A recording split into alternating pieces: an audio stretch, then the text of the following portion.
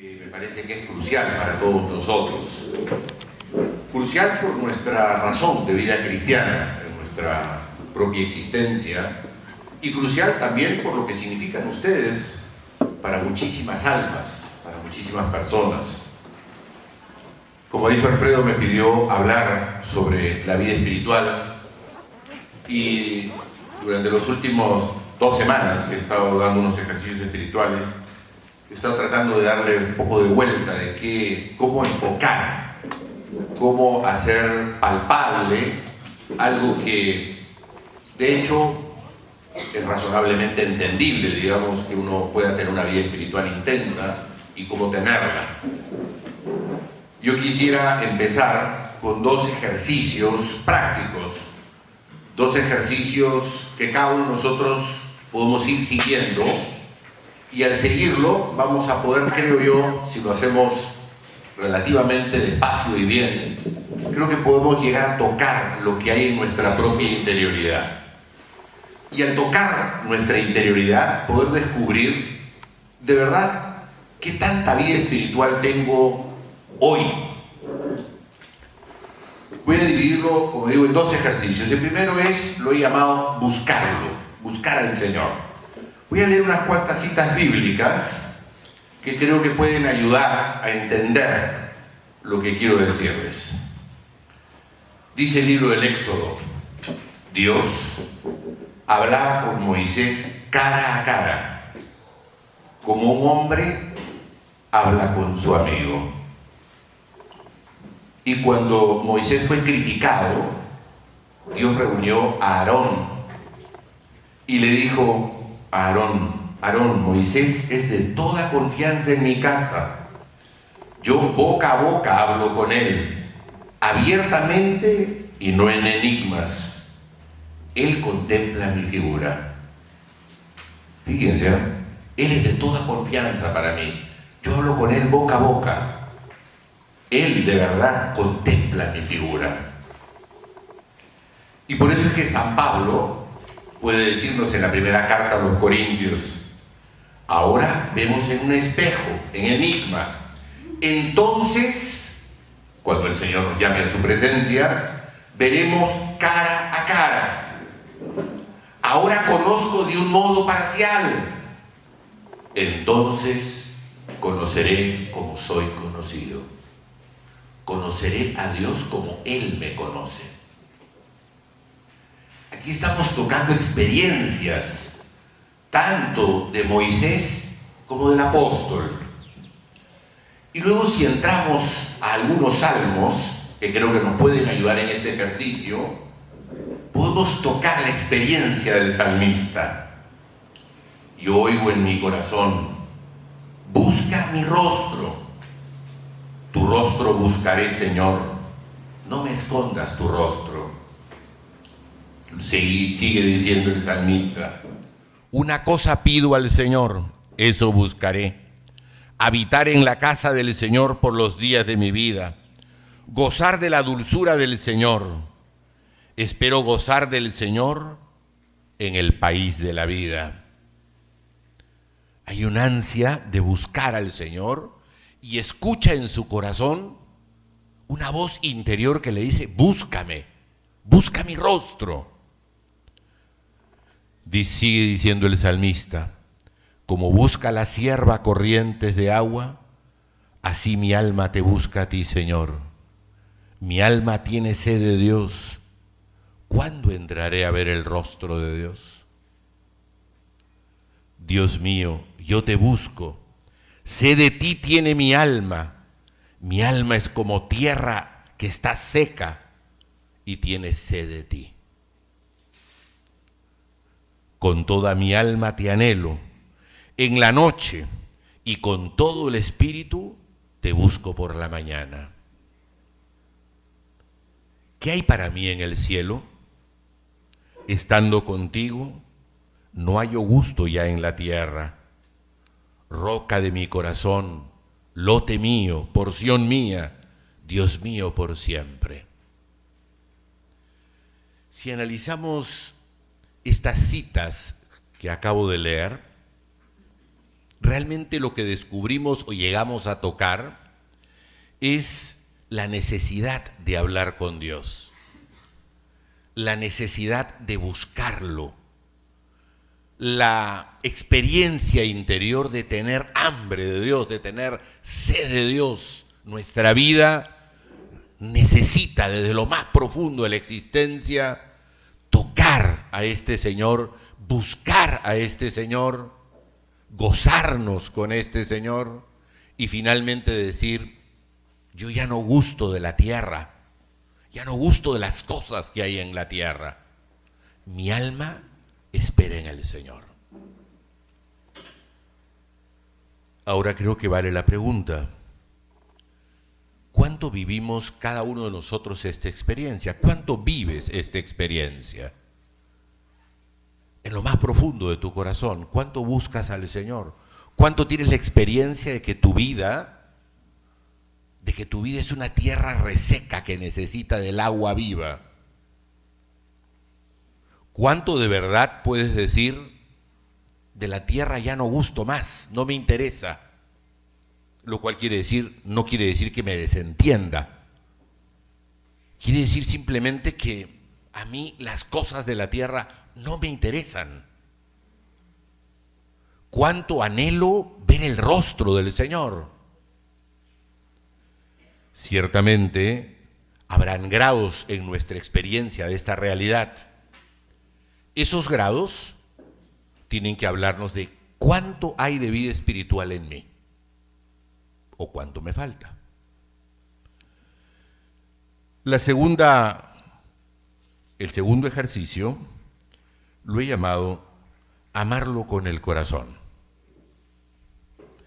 Y quiero compartir con ustedes dos experiencias de dos grandes de la Sagrada Escritura. Uno es el profeta Isaías, 800 años antes de Jesucristo.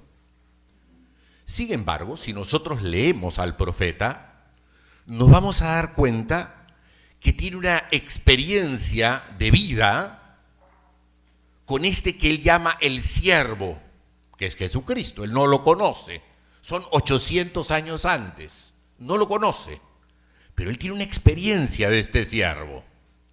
Fíjense lo que dice el profeta. Está hablando del siervo de Dios, es decir, de Jesucristo. Dice: él, el siervo, ha sido traspasado por mis pecados. El castigo, precio de mi paz, se ha abatido sobre él. A causa de sus llagas, yo he sido curado. El Señor ha hecho recaer sobre él mi perversidad. El profeta está involucrado radicalmente, su vida está entrelazada con la vida de este siervo sufriente, de este siervo que carga los pecados, que es traspasado por mi culpa, que yo obtengo la paz porque él carga con todo, porque él ha sido abatido. Son sus llagas las que me han salvado.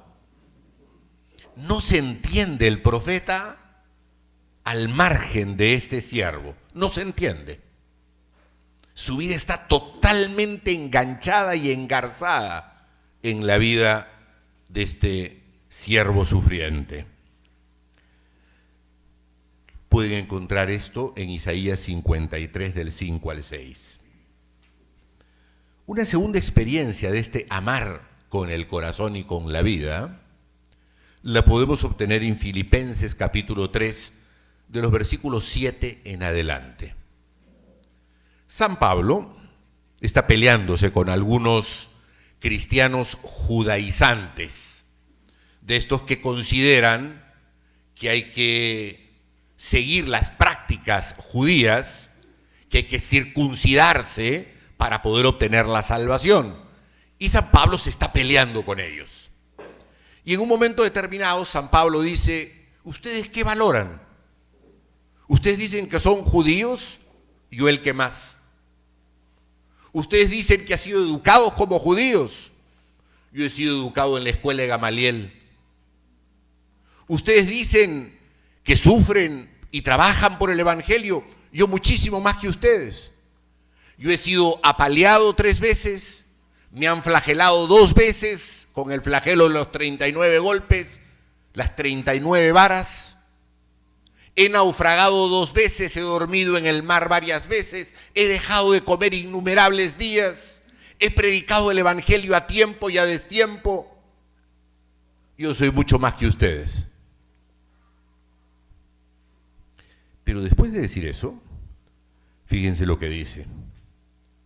Pero todo lo que entonces tenía yo por ventaja, es decir, su currículum. Nosotros que estamos tan acostumbrados a hacer currículums. San Pablo ha hecho su currículum.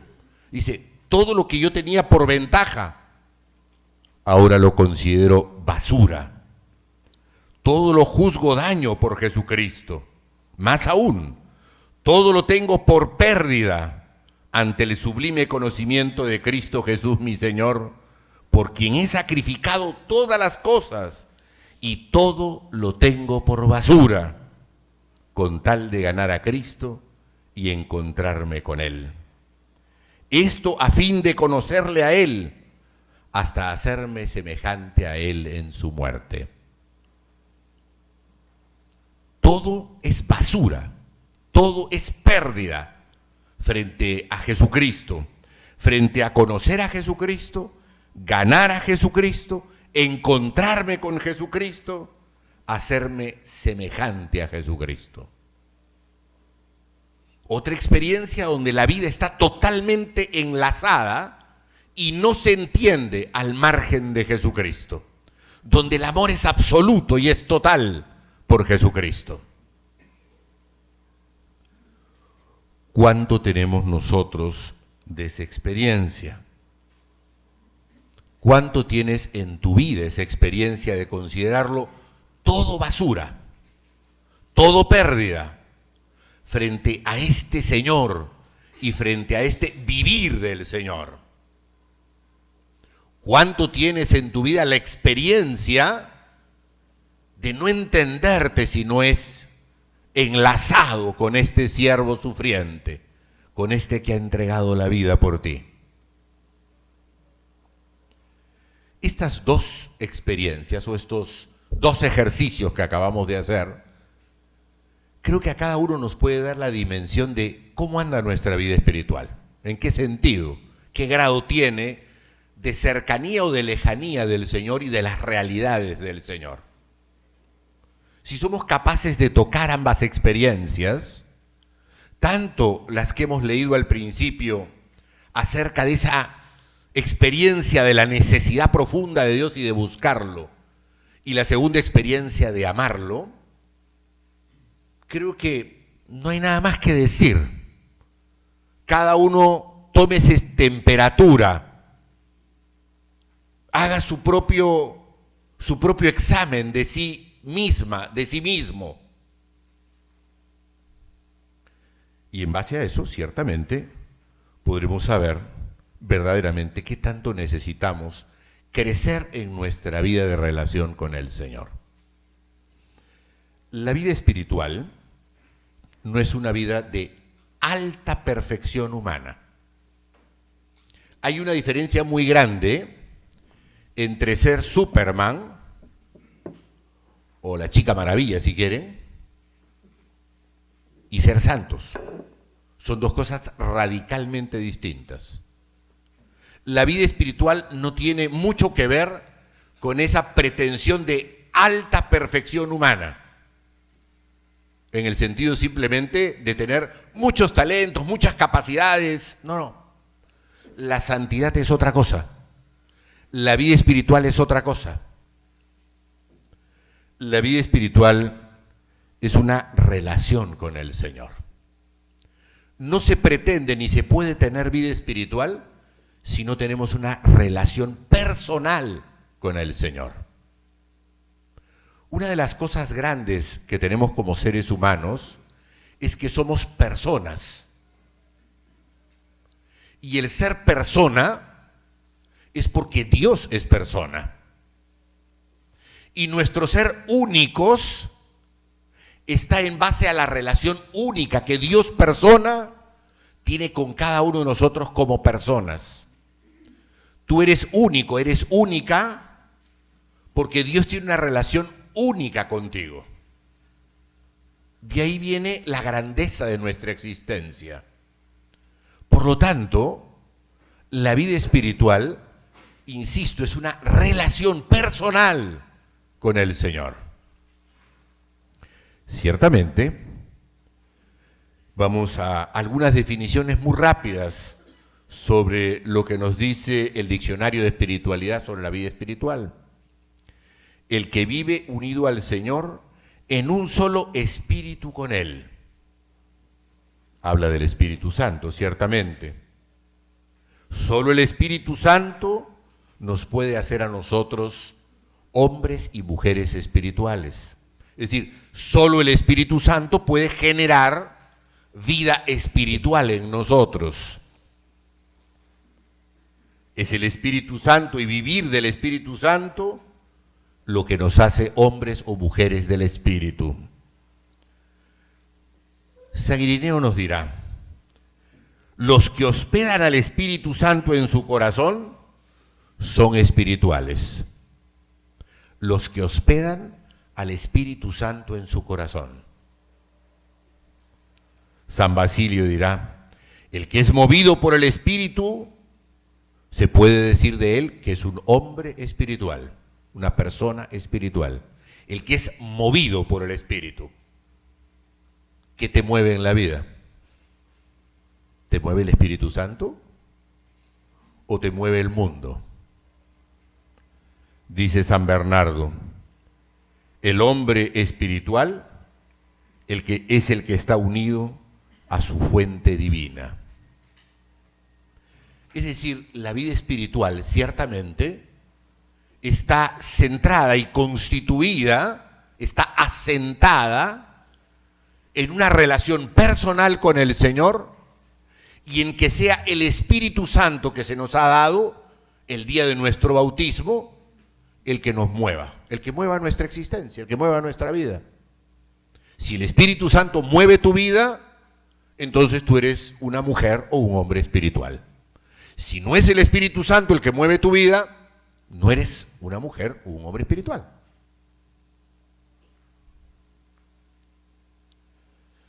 Ahora bien, la vida espiritual se deduce inmediatamente, no se consigue cumpliendo reglas, no se consigue pues viviendo de una serie de cánones o de un superesfuerzo que yo pueda hacer. No. Simplemente se alcanza en la medida en que Dios me la da. Es un don de Dios. La vida espiritual es finalmente un don del Espíritu. Un regalo. Siempre el Señor toma la iniciativa. Siempre el Señor está dando el primer paso. Siempre el Señor es el artífice de lo que nosotros tenemos en nuestra vida o no tenemos. Claro, si nosotros nos centramos en el episodio de la multiplicación de los panes, nos vamos a dar cuenta de algo que es sumamente interesante. Hay 5 panes y 2 peces.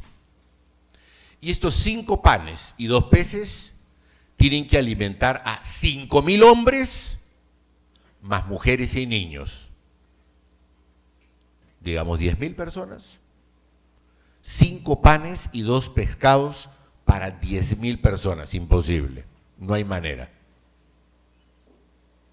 Sin embargo, fueron alimentados, saciados y sobró. Sobró. ¿Qué quiero decir con esto al utilizar este pasaje, este hecho de la vida de Jesucristo? Que el hombre pone la pequeñez de los 5 panes y los 2 peces, pero el resultado desproporcionado por todas partes, desproporcionado. No hay manera de que 5 panes alimenten a 10.000 personas, no hay manera. Por lo tanto, el resultado es desproporcionado, con lo cual nos queda claro que es Dios el que actúa. Pero el Señor necesitó de los 5 panes y de los 2 peces. Por lo tanto, en la vida espiritual, aunque es un don de Dios, es un regalo de Dios, es el Espíritu el que nos la da, requiere de nuestra colaboración. Requiere que pongamos los 5 panes, la pequeñez de los 5 panes. Lo que se va a lograr al final es desproporcionado con esos 5 panes. Porque lo hace el Señor, no lo hacemos nosotros. Pero nosotros tenemos que poner los 5 panes. En base a esto, ¿qué es lo que nosotros tenemos que poner? ¿Qué terreno hay que allanar en la vida? Podríamos hablar de muchas cosas. Lo he resumido en 4 puntos. 4 puntos que cada uno de nosotros tiene que poner de su parte, los 5 panes, para poder lograr que el Espíritu Santo que se nos ha dado a todos en el bautismo pueda producir los frutos de una vida espiritual intensa, de una vida espiritual que sea acorde con la grandísima misión de ser maestros y maestras para unos niños o unos adolescentes que necesitan testigos de la fe. Lo primero, la vida sacramental, la vida de gracia.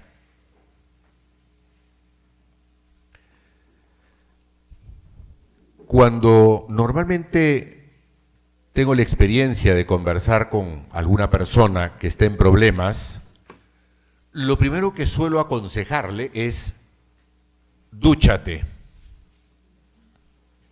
Dúchate en gracia. Dúchate.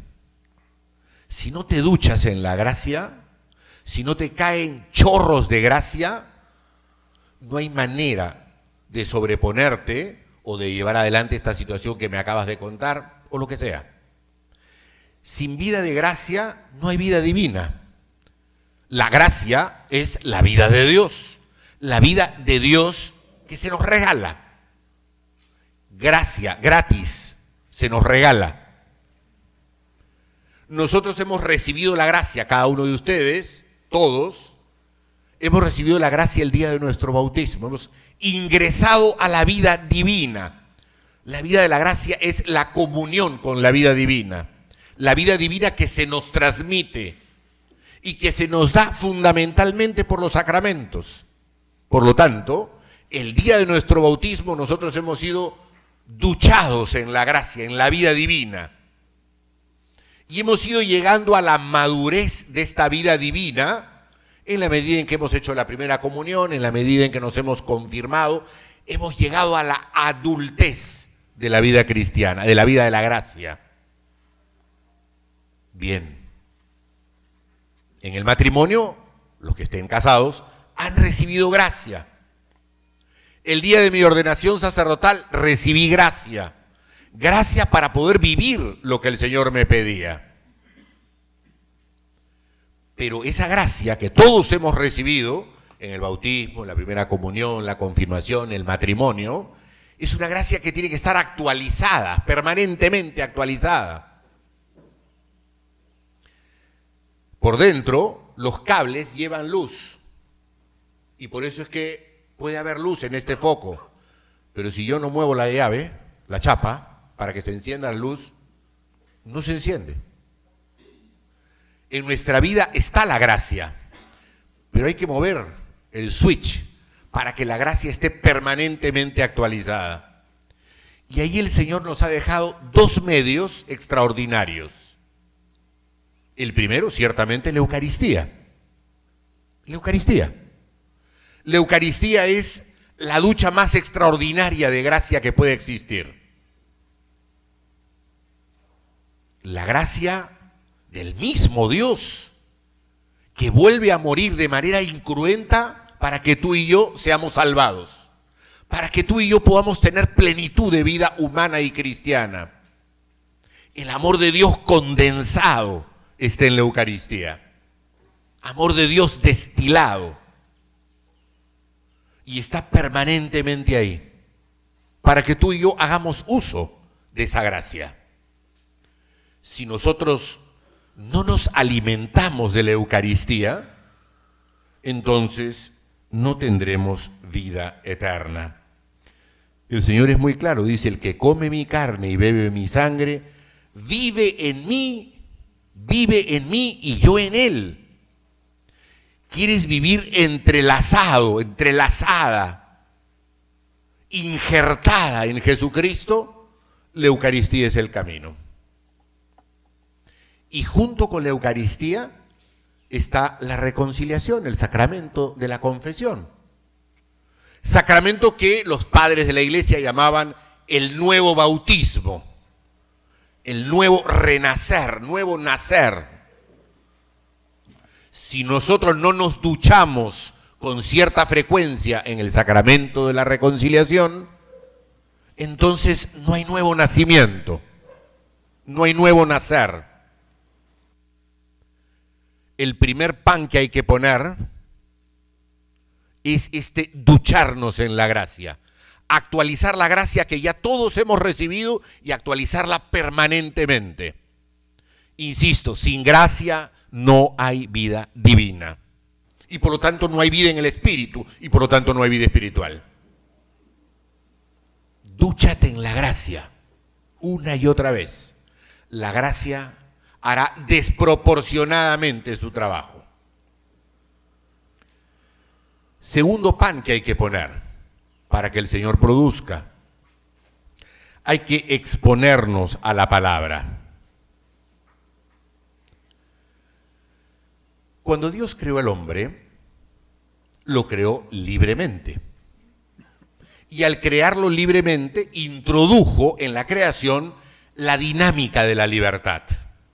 Tú y yo somos libres. Hemos sido creados libres por aquel que es la libertad misma. Junto con esa dinámica de la libertad, en el momento en que Dios crea, también introduce la dinámica del salir al encuentro. Dios es un Señor que siempre está saliendo al encuentro, siempre está visitándonos. Acabamos de terminar este tiempo de las epifanías, de las manifestaciones de Dios, de un Dios que siempre quiere acercarse, quiere hacerse cercano. ¿Qué Dios o qué pueblo tiene un Dios como el nuestro? Dice Israel. ¿Qué pueblo tiene un Dios como el nuestro que está siempre con nosotros? Dios revelado en Jesucristo, revelado más plenamente, es un Dios de las cercanías, es un Dios de las epifanías, de las manifestaciones. Siempre se está manifestando. Que las mujeres tienen otro termostato, entonces por eso es que tienen que cerrar la puerta. Dúchate en gracia y entonces tienes calor.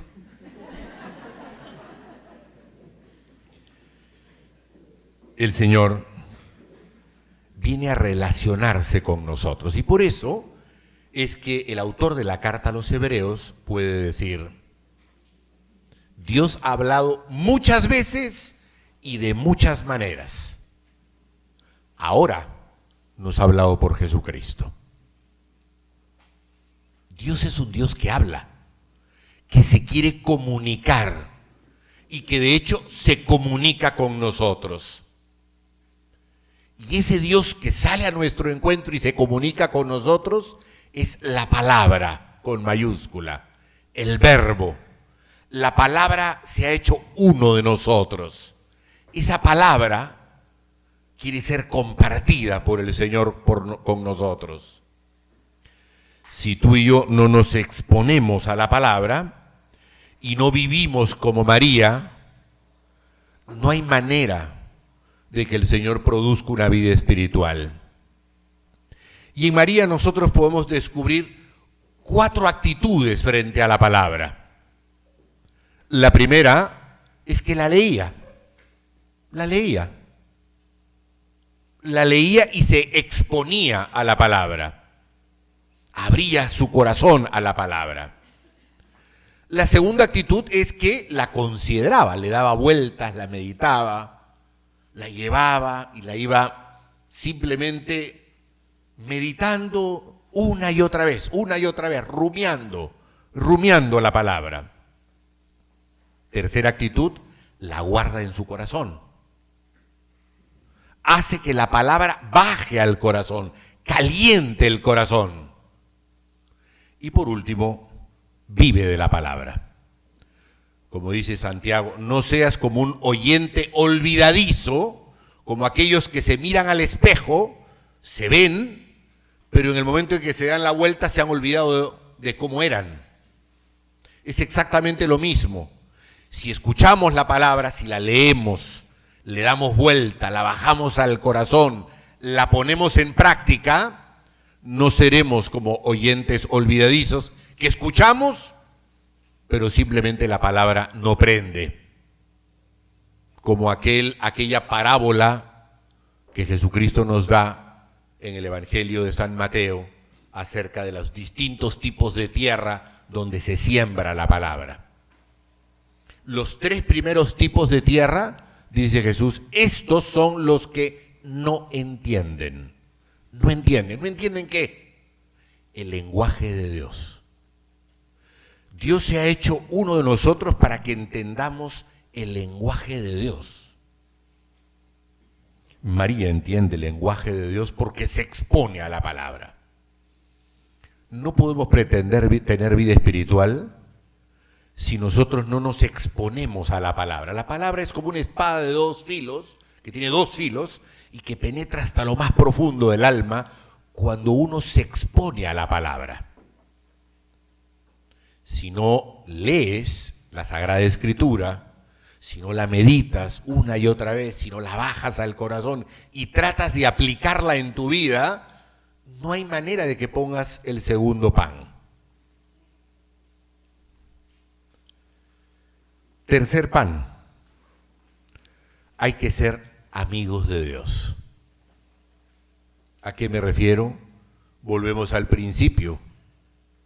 Moisés hablaba con Dios como un hombre habla con su amigo. Me refiero a la oración. Dejemos la definición tradicional de oración, que es muy interesante y muy iluminadora. Elevación de la mente y el corazón a Dios. Eso es lo que los padres decían que era la definición de la oración. Elevar la mente y el corazón a Dios. Santa Teresa de Jesús creo que complementa y justamente bíblicamente utiliza exactamente la misma imagen de Moisés. La oración, dice ella, es el trato de amistad con el Señor. Eso es lo que es la oración. Trato de amistad con el Señor. Pero si es trato de amistad, es porque hay 2 que se están relacionando. No es que yo le hablo al Señor y le hablo y le hablo y le hablo. No, hay que escucharlo también. Porque si somos amigos, tú me hablas y yo te respondo. Yo te hablo y tú me respondes, Señor. Ese ejercicio de introducirnos en un trato de amistad con el Señor en la oración es justamente algo fundamental para poder tener vida espiritual. La persona que no reza, que no tiene trato de amistad con el Señor, y no lo digo yo, no se salva. Y la razón es simplísima. Si yo no tengo amistad con Dios, ¿qué tengo? La oración me lleva a esa amistad con el Señor y hace que yo pueda conocer al Señor, amarlo como Él me ama y por lo tanto anhelarlo como tierra reseca y buscar su rostro. El ejemplo que Jesús nos da acerca de la oración es abrumador. Jesús siempre está rezando. Una y otra vez Jesús está rezando. Hay innumerables episodios en los evangelios donde Jesús se retira solo a rezar. A rezar. ¿Por qué necesita Jesús hacer eso si Jesús es Dios? Necesita hablar con su Padre en el Espíritu. necesita relacionarse con su Padre en el Espíritu desde este ser hijo del hombre, enseñándonos a nosotros cómo relacionarnos con nuestro Padre justamente en el Espíritu. Si nosotros agarramos el relato de la pasión, vamos a darnos cuenta que desde que empieza en el huerto de los olivos hasta la última palabra en la cruz, Jesús está rezando permanentemente. Usa como 5 salmos distintos durante la pasión. Está rezando y reza con la oración de Israel, que son los salmos, que es una recomendación que yo de corazón les hago. Si quieren comenzar a tener una vida espiritual y una vida de oración más intensa, agarren los salmos. Un salmo cada día, uno, pero leído varias veces, lentamente, movido y metido en el corazón. Es la oración de Israel, es la oración de la Iglesia por más de 2000 años, es la escuela de oración de Jesús. Jesús aprendió la oración, la escuela de oración, rezando salmos. Y termina su vida rezando salmos. Cuarto pan que tenemos que poner para que el Espíritu produzca estos frutos desproporcionados en nuestra vida. Vivir la caridad. Vivir la caridad. Ustedes, que suelen ir muchas veces a matrimonios, habrán escuchado la lectura de la primera carta a los Corintios. El amor es paciente, es servicial, no se jacta, no se engríe, no busca su interés, no se irrita, no toma en cuenta el mal, todo lo excusa, todo lo cree, todo lo espera, todo lo soporta. 1 Corintios 13. Aquí es donde el Señor, a través del apóstol San Pablo, nos ha reducido de manera extraordinaria cómo vivir la caridad. La caridad es el pilar de la vida cristiana. Recuerden que el Señor nos ha resumido toda la vida cristiana en ese mandato fundamental. Amarás al Señor tu Dios con toda tu mente, con todo tu corazón, con todos tus actos. Te amarás a ti mismo, a ti misma, con recto amor, y amarás a tu prójimo como yo amo al prójimo. Jesús lo repite varias veces. Tienes que amar como yo amo. Y el amor de Cristo, ¿cómo es? Es amor sin medida, sin medida. No hay medida en el amor de Jesucristo. El amor de Jesucristo es amor incluso por nosotros que hemos sido enemigos antes que amigos. Ha dado la vida por los enemigos que éramos nosotros. Ha entregado la vida en la cruz hasta el extremo. No se ha guardado nada. Esa es la caridad de Cristo. Y esa es la caridad que Cristo nos pide que vivamos nosotros. Ustedes, como maestros, no he dicho profesores, he dicho maestros. Como maestros, tienen que vivir la caridad con sus alumnos, justamente. Y con el alumno y al alumno, tienen justamente que con ellos ser pacientes, serviciales, buscar siempre su bien, su interés, excusarlos, no pensar mal de ellos, soportarlos, tenerles paciencia, lo que la primera carta a los Corintios describe. El ejercicio de ir viviendo la caridad en lo concreto hace que pongan el cuarto pan. Ustedes justamente tienen que ser testigos de ese amor. Tienen que dar ejemplo de ese amor, del amor hasta el extremo de Jesucristo. Quizá podríamos hablar de muchas otras exigencias para una vida espiritual, de otros panes que habría que poner. Pero nuestra vida es complicada, el mundo nos pasa por encima, no hay tiempo,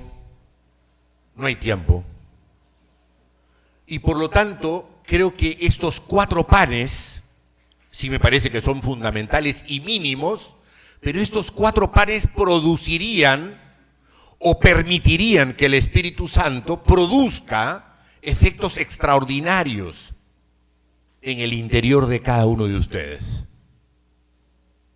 Si de verdad se duchan permanentemente en la gracia, actualizan la gracia, tienen la vida de Dios en ustedes, si se exponen a la palabra y se exponen una y otra vez como María, si rezan y si viven la caridad, tengo la absoluta certeza que ustedes tendrán vida espiritual en serio. Vida espiritual en serio. Y que teniendo vida espiritual en serio, entonces podrán de verdad transparentar esa vida. Hablamos de formación integral. A ver, yo no les creo. ¿Cuántas horas nuestros niños rezan acá en el colegio? ¿Ah? Claro, pero entonces no hablemos de formación integral porque no estamos educando el espíritu. Es que no hay tiempo. Háganlo. ¿Se preocupan de la educación física, sí o no? Sí. ¿Se preocupan de los conocimientos? Sí. ¿Y la tercera patita de la mesa? Rezar. Tener 20 minutos, 25 minutos. Claro, los directores de los colegios me van a matar. Pero me parece que es lo mínimo. Tenemos que enseñarles a rezar a nuestros niños. Tenemos que enseñarles a tener vida espiritual. Si no, estamos mintiendo. No pretendía ser polémico al final de esta meditación, pero es lo que pienso. Tenemos que hacer un esfuerzo serísimo, serísimo. Y si no hay tiempo para eso, entonces ustedes tienen que transparentarlo. Nuestros niños tienen que tocarlo en ustedes. Y para eso hay que tener esa vida espiritual. No se da lo que no se tiene. No se da lo que no se tiene. Y si no tenemos vida espiritual, no la vas a dar. Y por lo tanto, no serás una maestra ni un maestro. De pronto llegas a profesor o a profesora. Convenzámonos de verdad de que el Señor nos quiere santos, no nos quiere con una perfección humana simplemente, nos quiere santos. Y eso implica, insisto por última vez, poner los 5 panes. Poner de nuestra parte, abrirnos a la acción del Espíritu que quiere trabajar en nosotros y que de hecho trabaja en nosotros, abrirnos al Espíritu para que el Espíritu produzca las grandes consecuencias de poner estos 4 panes fundamentales que significa la vida espiritual en todos y cada uno de nosotros, que significa tener la experiencia del principio, buscar el rostro de Dios, amar al Señor con todo nuestro ser. Muchas gracias.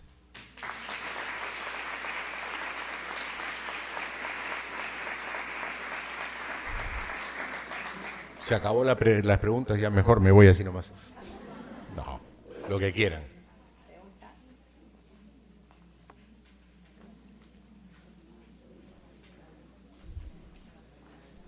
A ver, Juancito. ¿Lo? Padre, usted dijo, el hombre que reza se salva. Mi pregunta es, ¿uno puede salvar rezando por ellos, a los que no rezan? Sí, sí, claro, por supuesto. Nosotros tenemos que rezar los unos por los otros. Creo que es una manifestación de la caridad, el rezar por los demás. El rezar para que los demás también tengan una relación con el Señor. Rezar para que sean mejores, rezar por muchas cosas. Rezar para que se sanen porque tienen una enfermedad, rezar, no sé, rezar. Rezar por los demás es ciertamente una obra de caridad extraordinaria.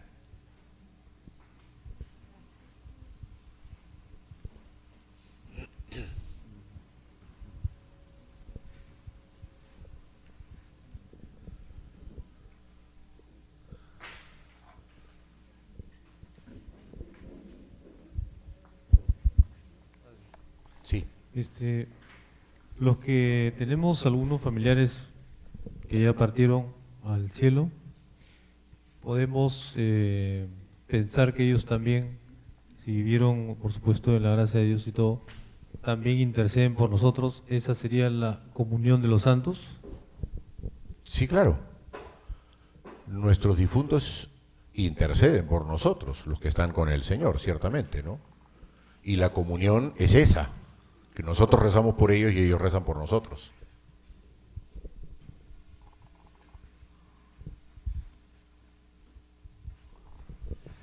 ¿Les es difícil vivir los 4 panes? A ver, digamos, hago las preguntas yo, pues.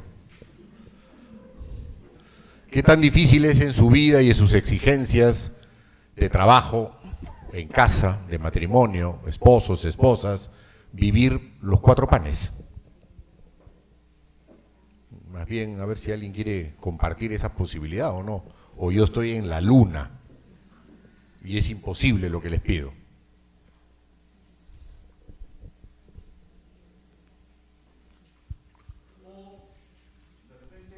Nos sentimos tan cerca de Dios, de repente tan afortunados, que miramos por encima de los hombros a los demás. Y por ejemplo, algo que siempre me cuestiona es el tema de la desunión de los cristianos, ¿no? Nosotros tenemos la fortuna, y creo que así lo sentimos, de ser parte de la Iglesia Católica. Pero tenemos un montón de hermanos que son cristianos, que creen en Cristo, pero que no forman parte de la Iglesia, o que no se sienten parte de ella, aunque sean también hijos de Dios. O tenemos, de repente, gente que profesa otras religiones, y nosotros, por soberbia, por orgullo, por lo que fuera, de repente nos sentimos, bueno, afortunados y nos desentendemos del mundo. ¿Cómo hacer para que de alguna manera la gente crea en Cristo, crea en la Iglesia y poder hacer pues el reino de Dios en la tierra? Mira, yo creo que tú mismo lo has respondido. La manera es justamente dando testimonio, dando ejemplo de lo que significa vivir la vida en Jesucristo. Hay riesgos, tú los has mencionado. El Evangelio menciona, por ejemplo, a ver, me viene a la mente un episodio muy interesante del Evangelio que dice que Jesús llegó a su pueblo y los que lo conocían dicen, bueno, pero este no es el hijo de José, el carpintero, este no es el hijo de María, sus hermanos y hermanas no viven con nosotros, ¿a qué nos viene a decir lo que nos dice? Y dice, y ahí no pudo hacer ningún milagro, dice. Tú has mencionado esa cercanía que podemos tener con el Señor, como puede ser muchas veces contraria, porque uno se puede acostumbrar a las cosas de Dios. Es decir, una cosa es la rutina en la vida, todos tenemos rutinas, todos. Nos levantamos a la misma hora, inmediatamente pues preparamos a los chicos, preparamos el almuerzo a los chicos, nos venimos al trabajo, trabajamos, salimos a la misma hora, nos vamos a la casa, en fin, tenemos una rutina. El problema es cuando la rutina se convierte en rutinización. ¿Y cuándo la rutina se convierte en rutinización? Cuando la rutina se vacía del contenido fundamental que es el amor, la caridad.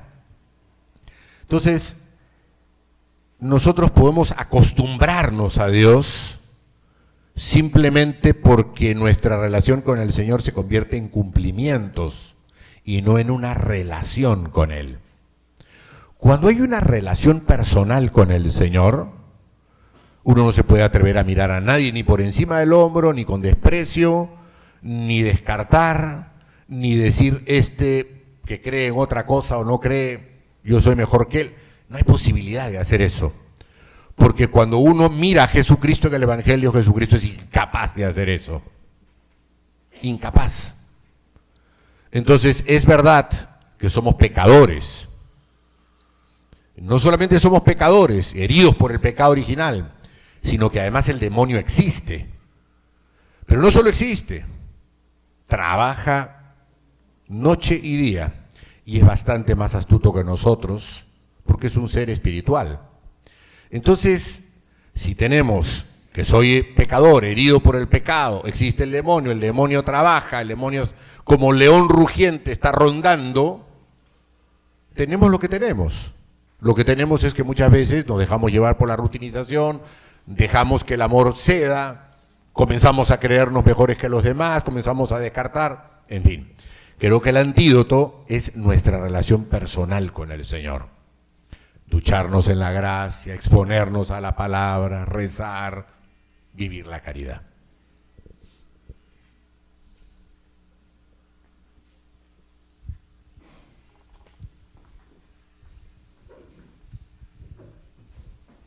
Hola, padre. Solo un poco Hola, tía. respondiendo a tu pregunta o a tu reflexión anterior en torno a si quizás es posible un poco estos panes que tú mencionas de vivir en la vida espiritual. De hecho, creo que es muy exigente, por lo menos personalmente creo que la más difícil, no solo de hacer, sino a veces de confrontar con el mundo a veces que nos rodea, es el segundo, ¿no? El tema de exponernos a la palabra. Obviamente, estar a la altura de la Virgen es algo más grande. Sin embargo, pienso que por un lado, no solo es difícil, por un tema de tiempo, a veces en el día a día del ritmo que tenemos, de dar o guardar ese espacio, sino que creo que a veces el bombardeo o también las ideas que uno tiene, los criterios, la cultura, etcétera, no solamente para, por lo menos en mi experiencia personal, a mí misma, para poder justamente vivir mejor los otros pasos, afincarme en eso, sino también veo que en nuestra propia tarea, con los padres, con las chicas, este tema de tener en nuestra mente los criterios de Dios es como muy difícil, o por lo menos me parece que es el más difícil, ¿no? Sí, a ver, nosotros estamos en el mundo, pero no somos del mundo. Lamentablemente, el mundo nos ha pasado por encima y nuestros criterios suelen ser los criterios del mundo, las maneras de pensar del mundo, ¿no? A ver, ¿cuántos que estamos aquí podríamos considerar, por ejemplo, el aborto? ¿Cuántos que estamos aquí consideramos que, pobrecitos, pues los homosexuales, ¿no? O sea, no hay que hacer tanto problema. No es que no los respetemos, ¿no? Sino que simplemente el mundo nos va pasando por encima y vamos comenzando a asumir una serie de criterios del mundo y a pensar como el mundo piensa. Y por eso es que el Señor siempre nos dice, renueva tu mentalidad, renueva tu manera de pensar, cambia tu manera de pensar. La primera palabra de Cristo cuando comienza a predicar, ¿se acuerdan cuál es? Conviértete, conviértete. Esa es la primera palabra de Jesucristo, conviértete. Y conviértete significa cambia tu manera de pensar, cambia tu manera de sentir, cambia tu manera de actuar. Gira tu vida hacia otro norte que es Jesucristo. El mundo sí hace que pensemos como el mundo y que tengamos los criterios del mundo. Para poder pensar como Dios, tenemos que someternos, ducharnos, exponernos a los criterios de Dios. ¿Dónde están? En la palabra, en la Sagrada Escritura. Y eso es lo que hacía María, insisto. Permanentemente estar tratando de entender el lenguaje de Dios. Dice el prólogo de San Juan, vino a los suyos y no lo recibieron. Y Jesús una y otra vez está insistiendo, ustedes no entienden. Les he hablado y no aceptan. Ahí está la clave. Ahora, es verdad, a veces falta tiempo, en la vida, en la casa, etc. Pero ¿cuánto rato de televisión ves? No, seamos honestos. La mitad, yo te pido la mitad de lo que inviertes en el televisor. Benedicto XVI hablaba de 1 hora al día para leer la palabra del Señor. Yo no soy nadie para corregir a Benedicto XVI, ciertamente, pero digo, ya, dale 20 minutitos. 20 minutitos. 20 minutos todos tenemos. 20 minutos todos los días para leer o un salmo, medio capítulo del Evangelio, medio capítulo. Si sumamos Mateo, Marcos, Lucas y Juan, más o menos son 90 capítulos, 88, 89. Digamos 90. Si leemos medio, en 180 días, es decir, la mitad del año, nos hemos leído los 4 evangelios. Medio capítulo todos los días. En un año los vamos a haber leído 2 veces, más que los escuchamos el domingo en misa. Entonces, si nosotros guardamos la palabra y le damos vuelta y vuelta y vuelta, con 20 minutos al día la hacemos. La hacemos.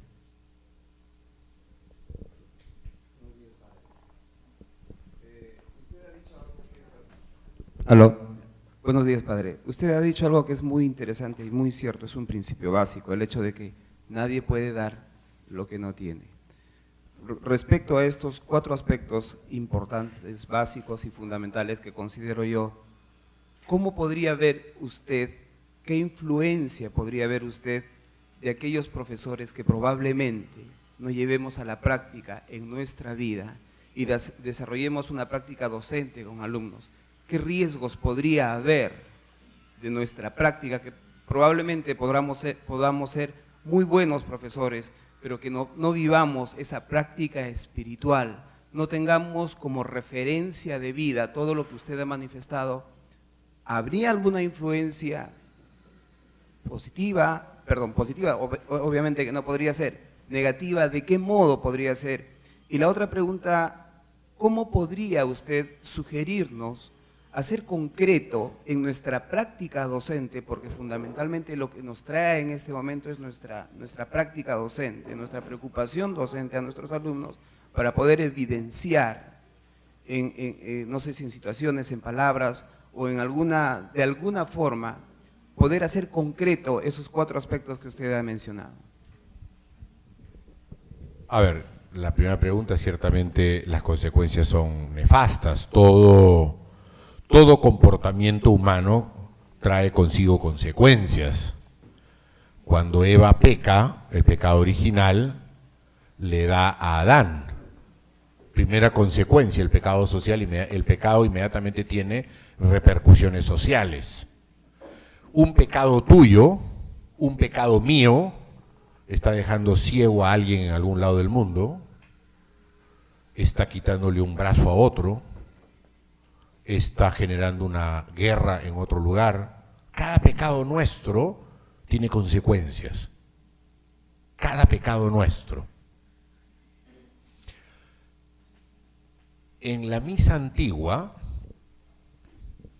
en el rito antiguo de la misa, lo que se llama el rito de forma extraordinaria, se rezaba 2 veces en 2 momentos de la misa, el yo confieso y el Señor ten piedad, y se daba la absolución. ¿Qué sentido tenía eso? Primero, reconocer que somos pecadores, ciertamente.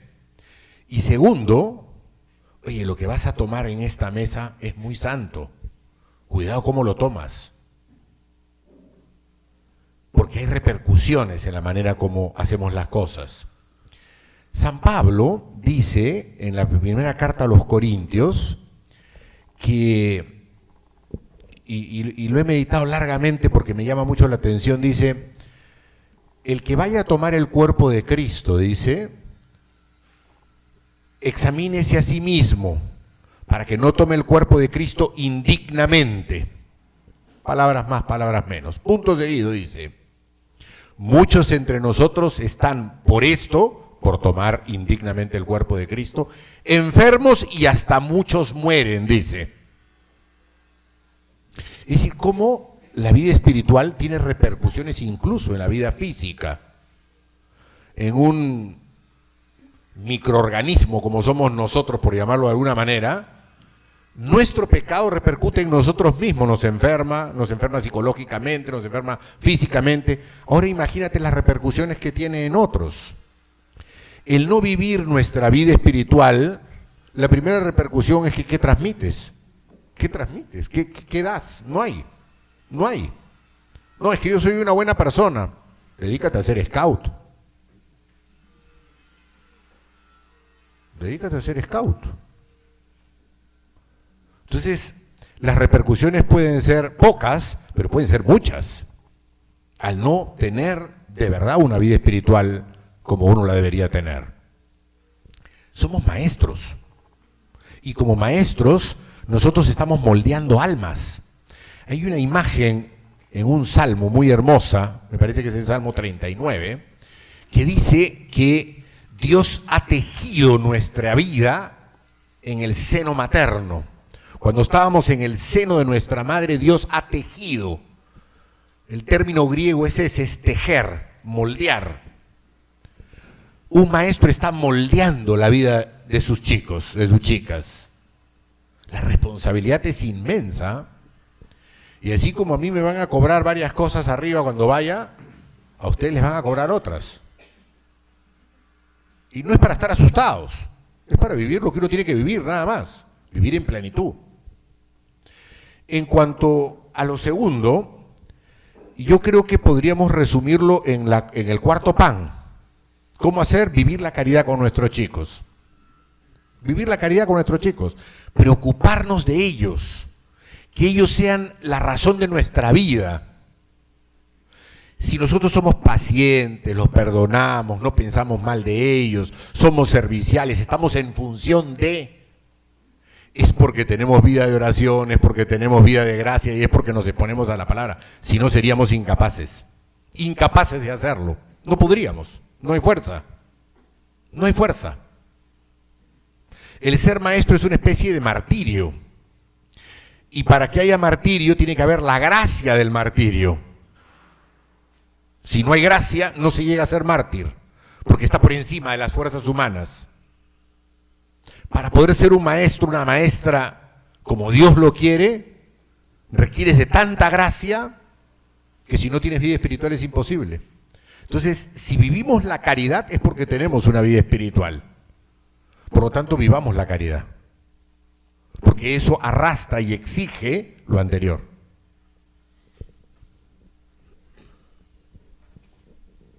Buenos días, padre.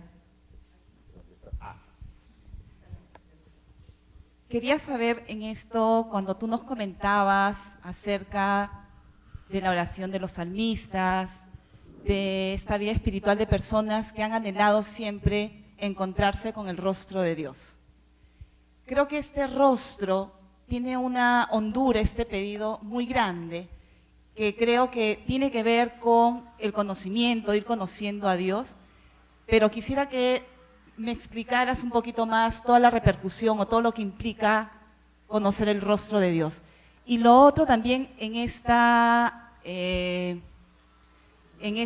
dejar que el Señor también se descubra en las personas, ¿no? El contacto con nuestros alumnos también nos permite conocer algo de este rostro de Dios. La ingenuidad, la inocencia de nuestros niños, no sé, nos va hablando también. Entonces quisiera un poquito que nos hables de esto. A ver, ver el rostro de Dios va a ser en el cielo, ciertamente, ¿no? Estoy haciendo un trabajito ahora sobre el cielo, porque como hace rato me quiero ir, entonces quiero saber qué cosa va a pasar ahí. Entonces, he estado tratando, a la luz de la Sagrada Escritura y de la Palabra, ver cuáles son los elementos que el Señor nos habla del cielo, nos habla cómo va a ser el cielo. Nos habla, por ejemplo, de un banquete donde Él nos va a servir, nos habla de ver su rostro, nos habla de conocerlo como Él nos conoce, nos habla del gozo y la alegría, en fin, nos hace una serie de descripciones de qué cosa es el cielo. Pero resulta que el cielo lo tenemos que vivir también acá en la tierra. Hay que adelantar el cielo. Por ejemplo, la Eucaristía es adelantar el cielo, es ver el rostro de Dios, conocerlo. La vida de la familia, por ejemplo, es adelantar el cielo. Dios es familia.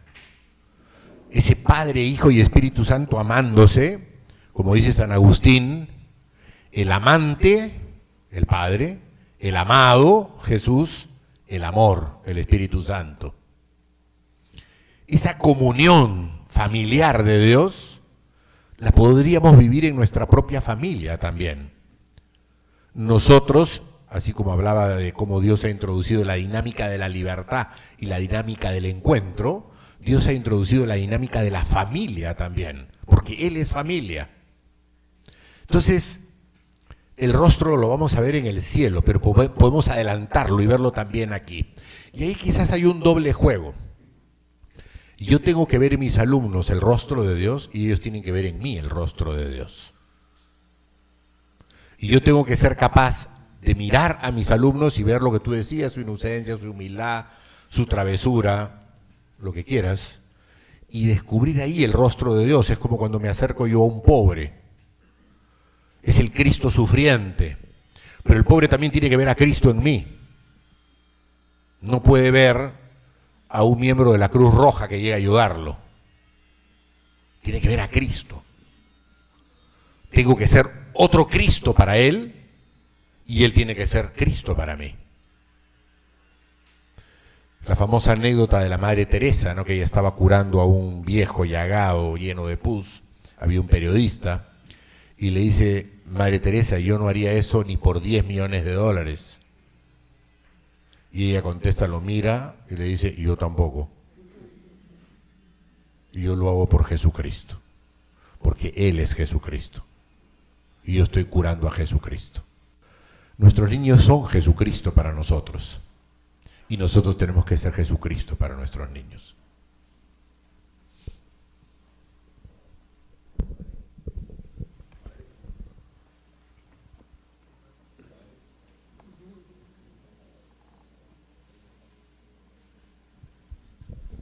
Padre, muchas gracias. Quisiera preguntarle o pedirle si podría explicar algunas palabras, dada la importancia de la vida espiritual, la vida interior, algo sobre su peligro, unos riesgos, que es la asedia, ¿no? Algunos hablan de la civilización de la asedia. ¿Sí? Entonces, si podría hablar de eso un poco, que creo que es una de las claves de este tiempo. Sí, hay unos libros muy interesantes del padre Brijorki sobre eso, que se los recomiendo. Son 3 libros, me parece. La asedia es la mediocridad en el fondo. Nosotros, Santo Tomás la describe como justamente la mediocridad en la vida espiritual. Dice que la mediocridad o la asedia es el ser tardo para las cosas del espíritu, volverse tardo para las cosas del espíritu y volverse triste. Es decir, ese ser tardo va llevando a la tristeza y a la vaciedad en la vida. Como la vida nos pasa por encima, el tráfago del mundo nos pasa por encima y estamos demasiado metidos en el mundo, con la velocidad del mundo además, ciertamente se va produciendo una desconexión de nuestra relación con el Señor, de nuestra relación con las cosas de Dios, y por lo tanto va ingresando la asedia, la mediocridad en nuestra vida, ciertamente. Yo comparto contigo que es el mal del mundo moderno, ciertamente, ¿no? Hoy día, como decía el padre Gonzalo alguna vez, que se me quedó grabada esa frase, dice: hoy día el problema no es lo que se cree, perdón, lo que no crean, el problema es la cantidad de tonterías en las que se cree. Y es verdad, creemos en una cantidad de tonterías que van llenándonos la vida y que van produciendo justamente esa desconexión, ese salir de estar injertados en el tronco de Jesucristo, es salir del tronco de Jesucristo, descentrarnos, y por lo tanto inmediatamente la brújula se loquea y comenzamos a buscar en el mundo lo que el mundo nunca jamás nos podrá dar. Comenzamos a tratar de llenarnos con el mundo, que no llena. Y comenzamos a simplemente dimitir de lo humano, a rebajar la varilla. Ya comenzamos a no creer en la santidad de la vida, de todos los días, de ser una buena esposa, de ser un buen esposo, un buen padre, un buen hijo. Comenzamos a no creer en eso. Bajamos la varilla de lo humano, dimitimos de lo humano. Y entonces se introduce ese vacío interior que nos va llevando a la tristeza, como dice Santo Tomás, y nos vuelve tardos para las cosas del espíritu. Y entonces se acaba la vida espiritual, ciertamente. Si la tuvimos, se acaba. Y si no la hemos tenido, pues simplemente nunca se obtiene. Nunca se obtiene. No sé si te respondo, pero... Bueno, creo que Alfredo ya me quiere matar, así que... Muchachos, muchas gracias a todos.